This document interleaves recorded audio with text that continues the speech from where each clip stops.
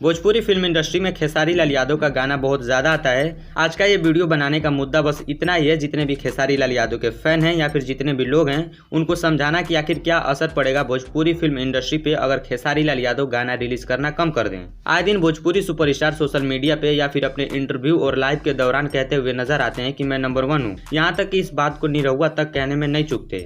Number 1 पे है निरहुआ हिंदुस्तानी 2 और नंबर 2 पे है निरहुआ रिक्शा वाला 2, नंबर 3 पे है निरहुआ हिंदुस्तानी। तो 1, 2, 3 ये तीनों नंबर पे तो मेरी ही फिल्म है।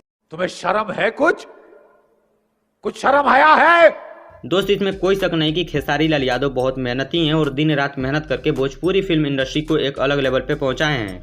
बात तो सही है। नो डाउट खेसारी लाल यादव बहुत ज्यादा गाना रिलीज करते हैं। सपोज अगर 10 दिन तक खेसारी लाल यादव गाना रिलीज करना बंद कर दे तो क्या होगा। आइए आपको कुछ दिखाते हैं, उसके बाद आपको खुद मालूम पड़ जाएगा। अगर खेसारी लाल यादव 10 दिन तक गाना रिलीज नहीं करते हैं तो क्या होगा। 2023 में अब तक खेसारी लाल यादव के 5 से 6 गाने रिलीज हो चुके हैं। वहीं पवन सिंह के मात्र 2 गाने रिलीज किए गए हैं। खैर, इसको साइड करते हैं और आप सभी को मुद्दे पे ले चलते हैं। यह है यूट्यूब ट्रेंडिंग पेज। अभी यहाँ पे भोजपुरी के टोटल 8 गाने ट्रेंड कर रहे हैं। मजे की बात यह है, पवन सिंह का 2 गाना ट्रेंड कर रहा है, नीलकमल सिंह का 1 गाना और बाकी के 5 गाने खेसारी लाल यादव के हैं। एक और मजे की बात आपको बताता हूँ, पवन सिंह का एक गाना आया था पांचे के नाचे अय्या। ये गाना यूट्यूब पे ट्रेंड कर रहा था। जब खेसारी लाल यादव के इस गाने का टीजर आता है तो पवन सिंह के इस गाने को पीछे करते हुए इस गाने के ऊपर ट्रेंड करने लगता है।